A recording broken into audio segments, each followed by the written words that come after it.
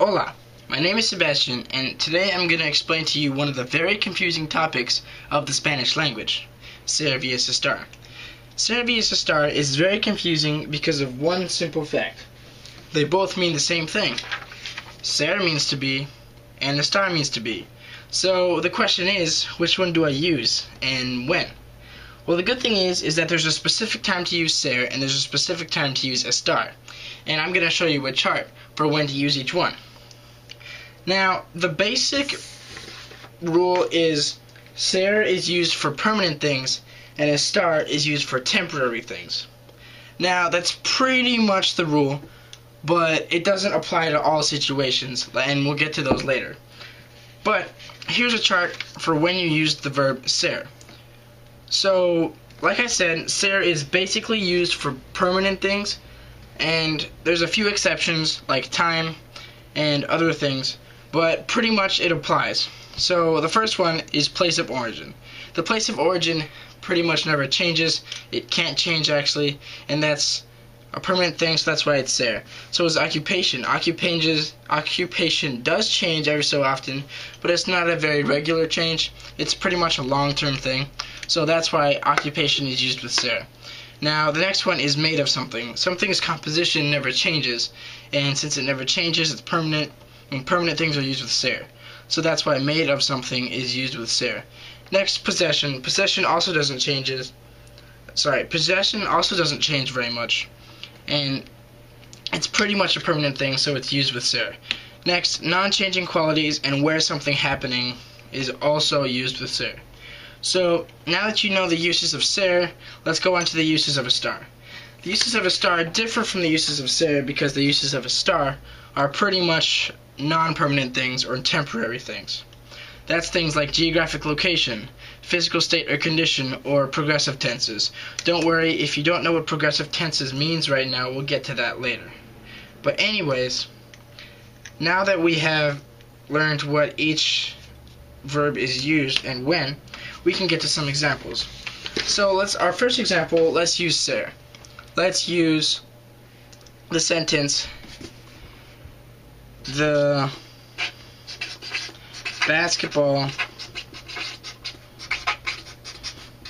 is mine. Let's use yours. So notice the basketball is yours. That means you possess the basketball. So possession is used with ser. So we're going to use ser in this sentence. So we can say el baloncesto es, notice ser is conjugated for third person, so es tuyo. That's how you say the basketball is yours. So notice I use ser because of possession. The next sentence, let's do an estar one. Let's do I am good.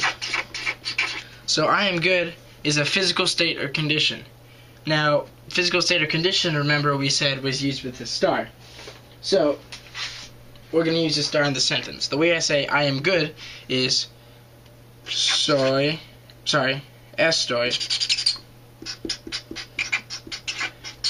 bien. So notice I use estar because that's a physical state or condition. The next one, let's do ser again. We can do I am a student. So student is considered an occupation.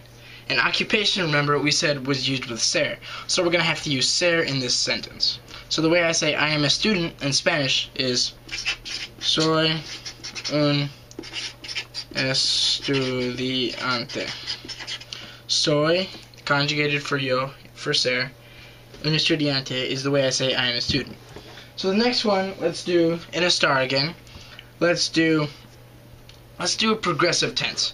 Now, if you don't know what progressive tense is, that's when you say something is happening at the present moment. So notice I said happening, ing. So this is when your ing verbs come into play.